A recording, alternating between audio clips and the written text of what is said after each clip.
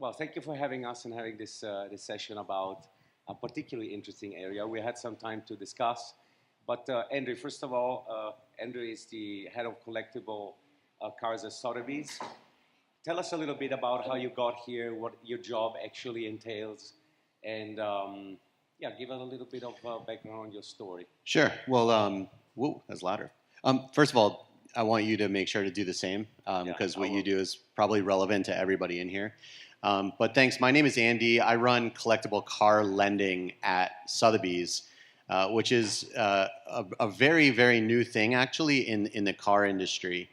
Don't think of traditional car lending like, okay, I really want to go buy that Aston Martin DBX 707, so I need a loan to buy it. This is much more like when you think of art lending. So art collectors have long had the opportunity or the access to capital by borrowing against their collections and using their art as collateral. So when we talk about car lending, we're talking about an average loan size of right now our average loan in our book is about $24 million. And so these are people with 20, 50, 80, $100 million car collections, and they need access to capital for some kind of a project maybe. Maybe it's an investment, maybe they're a developer, maybe they have a huge tax bill, whatever it is. And so they can come to us, and we're the first in the industry that can lend up to $250 million backed exclusively by cars. So it's weird because if you are going to start a business, the first thing you think about is what's the total addressable market? It's like, oh yeah, we can sell like widgets to every teenage kid in America. Like this total addressable market are people who are rich enough to have $100 million worth of cars, but also today still need money. So it's kind of weird. Hey, Scott. Scott. Hey, man. Just saying hi. I know. You gotcha. So tell us a little bit. Okay, well, just briefly about me. I work for System One. We actually help advertisers make better advertising, particularly looking at the creative quality of it. And as we know, it's notoriously difficult to reach certain areas of the market, particularly ultra luxury places. So I'm excited to be here. More exciting what you have to tell about the latest great things that you have done. We had the chance to speak about some of the things that you have been doing lately. Tell us about it. Yeah, sure. So just a few and by the way, I don't know. I sent a couple slides. I don't know if they made it in or not. We never talked about it. So if they have them, they can put them up. If not, it doesn't matter. But what I was going to say is you asked me initially like how I got to this job in the first place. It's really bizarre. I grew up loving cars. Never in a million years thought I'd work in the space. I worked at JP Morgan for 21 years. And most recently, and Gretchen Parks, my former colleague from JP Morgan, is here today. She's going to share more about what we did and what they're doing at JP Morgan. But I was in the capital markets. I was a market strategist. So I'd go around and talk to our clients about our views on the markets and the economy. But what I saw happening at the private bank at JP Morgan was if you put yourself in the shoes of a wealth advisor, so like you're a banker, and your job is to pretty much get a new client, you're supposed to pretty much cold call a billionaire and try to get them to listen to you. And that person already has 3 bankers. They get that phone call 5 times a month, right? And meanwhile, what I was finding as a car fanatic is that I could go to the car show in Monterey or Greenwich or wherever and mosey up to somebody who's showing, his or her vintage, DB4, and they'll talk your ear off about their car. And then when you go and exchange business cards, and lo and behold, it's the very person that you couldn't get a hold of at JP Morgan. So with Gretchen's help, we started this business called Passions Advisory. And the idea was, can we use all the big data that the company has to try to better understand our prospects' personal interests? Is it cars, boats, planes, watches, wine, horses, art, whatever it is? And can you use that information to meet the prospect as a human being first, not just as a wallet that might be? And so long story short, we built this business, and eventually the former head of lending at the JP Morgan private bank, who is now at Sotheby's building lending, and recruited me over there to do this in the car space. And so that's kind of how I ended up there. Yep. So what did you experience to be the biggest challenges while you were building up this business? And how does car different from other areas of the ultra luxury, like yachts, arts, and so on. Give us a little bit of a sense of Yeah, what differentiates there's this market. yeah, sure. So this is a brand new business. So anyone who's a large art. By the way, are there any art collectors here? I don't know. We're like the people who work at the companies. We're not the rich ones. I don't know. So, but it's like anyone who's a big art collector knows that you can borrow against your art. Like that's universally. There's $40 billion of art loans out there, collateralized by almost $100 billion worth of art. This is a new product in the car space, which just, so if you're a big car collector, if you walk up to a big car collector, if you walk up to Ralph Lauren today and said, did you know you can borrow $250 million against your cars? They would have no clue. So my biggest challenge is awareness. And so it's cool to meet people like you, you know, and others in the room that are in the marketing space. Maybe you can give me some advice throughout the day. I have to figure out how to create awareness for this new product in a really, really tiny niche of people that are extremely private. So that's a hard part. The good news is, relative to art, car people show off their stuff more. So like you know, you go to Pebble Beach and you have all these people bring their multi-million-dollar cars and they line them up and they set up a lawn chair and sit next to it all day. Whereas like there's nowhere you can go where people walk around with like their Basquiat on their back, you know, and so that's easier for me because the car people are more discoverable in that sense. They're more open about what they have. Accessible, yeah, passion for it got, you know, some guy rolls up and gets out of a Bugatti. It's like he's rich, right? No. So that it's easier. Whereas art people, you don't even know who they are walking on the street. So I have another question regarding your space. So there are two big contenders in this market, yeah, and probably clients interact with both. Probably Sotheby's, Christie's. Yeah. So who functionally operate in a very similar way. Usually brings pressure on price, on guarantees. So what have you done to differentiate, and what has been the resistance you found in the market? It's a great, so I don't know how familiar you are with the art market. This is all relatively new to me. I wasn't an art person, but all of a sudden now I can like name a bunch of artists. And I don't know if you guys remember, by the way, the banana that was taped to the wall during Basel a few years ago. We have it at Sotheby's right now. It's open to the public. You can go see the banana if you want. We think it's going to sell. I don't get this stuff. It's supposedly going to sell for $1 million. I would take the Aston Martin, you know what I mean? Or like take a few instead of a banana. But anyway, what happens in the industry, because it is, you know, they don't like us to say this, but there are two huge market share players. It's Sotheby's and Christie's. And so what happens is when Sotheby's goes out to you as an art collector and I want to consign your work so that we could sell it, one of the things that happens is I say, I'll tell you what, I'll give you a guarantee that your stuff sells for $50 million. And then Christie's comes by and they're like, I'll guarantee 60. We're like, 70. It can get to the point where we sell your stuff for $100 million and owe you $20 million if we didn't meet the guarantee. Yeah. So that's problem number one. The second problem that happens in these negotiations is the standard pricing model in the art, you know, kind of industry is like, let's just call it like a 10 to 20% premium is charged to the buyer. So you buy a piece of art for $1 million, but actually you're paying $1.2 million. What happens is to win your business as a consigner, the auction house will say, you know, we'll still charge that 20% to the buyer, but I'll give you back $2. And then Christie's will say, I'll give you 3. I'll give you 4. And you can see how this quickly spirals into a race to the bottom. And so recently, Sotheby's made waves by announcing a new pricing model. And again, I'd be interested to hear how, like even at JP Morgan, pricing, it's always such a challenge because we want to make what we're worth. We think we're the best auction house in the world. So do they. But to win the client, we're starting to find you have to differentiate some other way. It can't just be on price. And so Sotheby's implemented this new pricing strategy, which has the industry all twisted up in a knot. We'll see where it goes. But now they're shifting some of the burden of the cost to the seller instead of the buyer. It's put a wrinkle into things. And so we'll see where it goes. But it's just a really challenging part of a business where you're competing against like someone like that. So what are the things that you put in place in order to be able to deliver an extra value? The reason why relationships are usually very important in this case? Yeah, I mean, look, it's ultimately a relationship business. It's a little tricky because with a lot of these brands, I guess it really depends on the industry. Like there are some industries I can think of where like I have clients who will only stay at a certain hotel brand, right? You know, I'll only use a certain kind of toothpaste unless I'm in the airport and need it, right? Whereas in our industry, if the Basquiat that they want is across the street, they don't really care about, like, they want the relationship, but they're going to get the Basquiat across the street if that's where it is.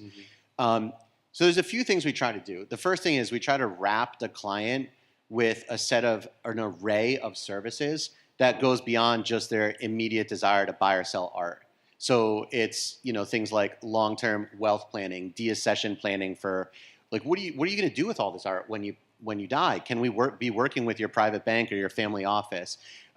Valuation services. By the way, we also try to surround them with other categories that they might think are new and fun to explore. So it's not just art or cars, but we sold, I don't know if you saw this, we sold Ken Griffin, the billionaire. We sold him a dinosaur for $45 million last month, you know what I mean? And we sold the oldest, most complete Hebrew Bible for $35 million. So we're trying to also expand into other categories to show people that it's not just that one thing you need us for. We can take care of like a more holistic set of needs. But it's really hard. Yeah. It's really hard. Pedro and Stefano spoke quite a bit about partnerships in the previous session. Yeah. Tell us a little bit how you look from your industry at partnerships, and who do you partner with? What kind of partnerships have you seen to be the most successful? Yeah, it's a really good question. I think it's obviously relevant for everybody here today.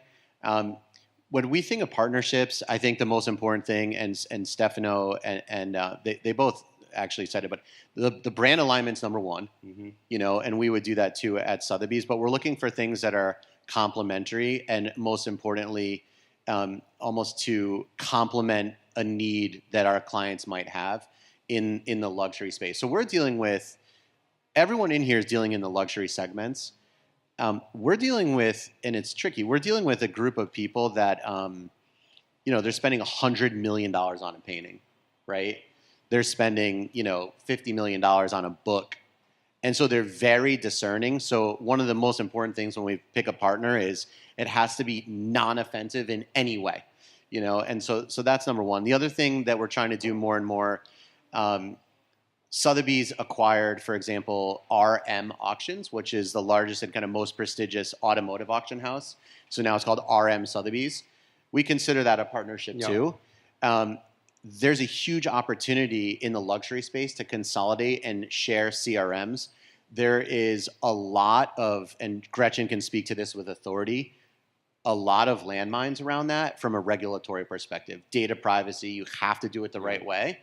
But that's the thing is, if you take a series of concentric circles and you overlap cars with watches, there's a huge overlap. And then if you overlap things like wine, watches, cars, boats, planes, and start to spin it out, there's a lot of overlap that's not being, I would say, taken advantage of by luxury brands. And so those are the kind of partners we're looking for, is where's the overlap in client base?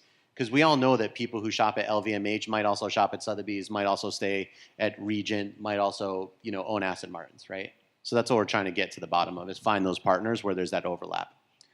So I come from an advertising perspective. Yeah. Advertising in the ultra luxury is difficult. Yeah, it's hard. We consider it, we've seen it across the board, that it's a challenging area. What are the things that you do in order to make sure that people, like you said, it was brand recognition, people knowing that this is actually a service that's available to them, and what are you guys doing in that area? So I'll just mention two quick things. I mean, first of all, Sotheby's is a very object-centric culture where when we have a sale, like basically the way Sotheby's works is it's on a seasonal basis, right? So it's very calendarized. So I know every year during November are our marquee fall New York sales for art, and that's when we're going to go after the biggest consignments. So we're selling a collection this fall from the late, a mogul in the fashion and beauty. Her name was Seidel Miller, right? Yep. So that's an opportunity. You take those objects and you market the hell out of them because they're exceptional. And so there's a couple good examples of that. Like they're going to make waves with the banana. I think Sotheby's knows it's a little gimmicky, but that object, which is iconic now for whatever reason, is an opportunity for Sotheby's to basically market that, we have these special objects. I'll give you like 2 other quick examples. We just announced a sale of Tom Brady's treasures. So Tom Brady's got a couple watches that he's going to be selling through us, a couple game-worn, pieces of, kind of sports memorabilia. Those objects and the consigner, Tom Brady, that tells the story. So most of our advertising you'll see is telling the narrative or the story of objects that are actually coming for sale. Oh, sorry, and the last one that I'll just mention. Did you guys see, it was in London late last year, we sold Freddie Mercury from the band Queen, a huge collection of his memorabilia. They didn't know how big a deal this would be. But again, the objects did the marketing for us. We opened the doors of the gallery for the public to come and see all this stuff, his guitars, his piano, his clothes, his art.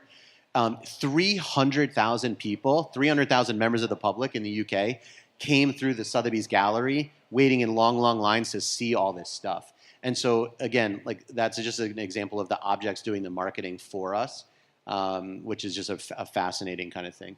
I guess the other thing I'll just mention quickly, we do a lot of events. Yeah. And so you'll hear about this from Gretchen from JP Morgan later, but we're deploying a similar strategy. For us, we have to be where our customers or our desired customers are going to be. I have to be wherever the car collectors are. You have to meet them where they are. You have to be authentically a part of the community. So I'm at Pebble Beach. I'm at the bridge. I'm at Formula One. You have to be there. Yeah. And so that's the other part of this strategy is to kind of be active in the community where they are. So we are obviously looking at a very global market here. You seem to be mostly focused on the US at the moment, but perhaps you're not. Tell us a little bit about the approach and the differences that you experience within the global community of car collectors and people that may need your services. Yeah, so look, for me right now, the way that lending works, I'm a lender, so the way that lending works is it's much easier to do in the United States and Canada. There's very clear chain of command over who owns what. For example, we probably all take for granted in the United States that when you buy a car, you get a title, and the title says who owns it. They don't have that in the UK, right? They don't have that around the world. So we're working right now from a legal perspective to try to develop programs that actually do work. It does work for art. Art doesn't have titles. It doesn't have titles anywhere in the world. And so we're able to do that globally. On the business side for Sotheby's, from a luxury perspective, the name of the game, and you guys all know this, and part of the reason I wanted to be here so badly today was to hear what you're all experiencing and get your reactions to the same question, because we need to grow and learn. Sotheby's as a business made its name through live auctions. Mm-hmm. To do a live auction is extremely cumbersome and expensive. So you have to consign work from all around the world, ship it all. You're talking shipping $50 million paintings from all around the world to one place, unbox it, photograph it. By the way, just a quick stat for you.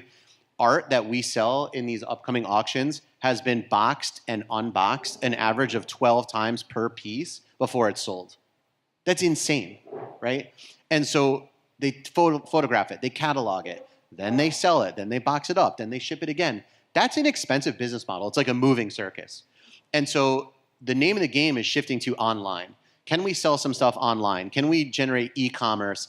When you want to buy that vintage handbag or that pre-owned, maybe Sylvester Stallone wore this Patek Philippe or whatever, who do you trust to buy it? Well, we hope it's us.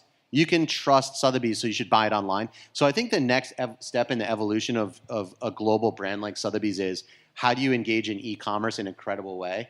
And that's sometimes a challenge for a company whose legacy was a live auction model, which is getting harder and harder and harder to do.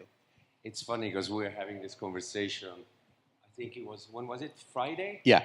And yesterday I'm on my way to New York and I see my Instagram feeds puts up this feed about the car that you just sold, this Mercedes for $9 million.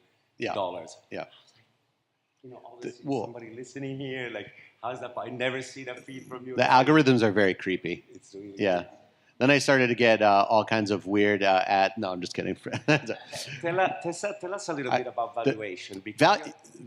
Valuation is bizarre. So Just let me ask you specifically, Yeah. because in this market, there is prices can go up and down. There is volatility into the value of these vehicles, and there's volatility in the value of art.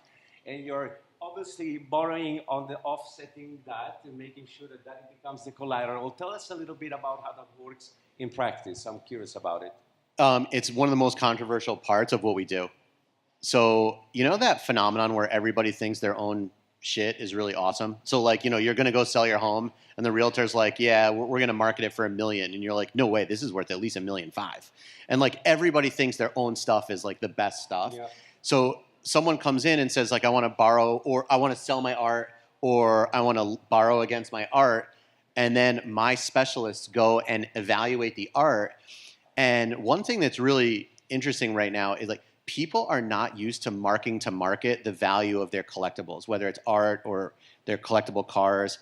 It's not like the stock market where, if the S&P 500 goes down 10% tomorrow and like maybe Google's down a little more, if I tell the client, hey, your Google's down 15%, they don't argue with me. They're like, oh yeah, I know, I saw. Whereas when someone bought a Basquiat 5 years ago and then they're getting a valuation today and I'm like, yeah, it's down 10%, they're like, they'll fight. And they react as if I'm telling them that their kid is ugly. You know what I mean?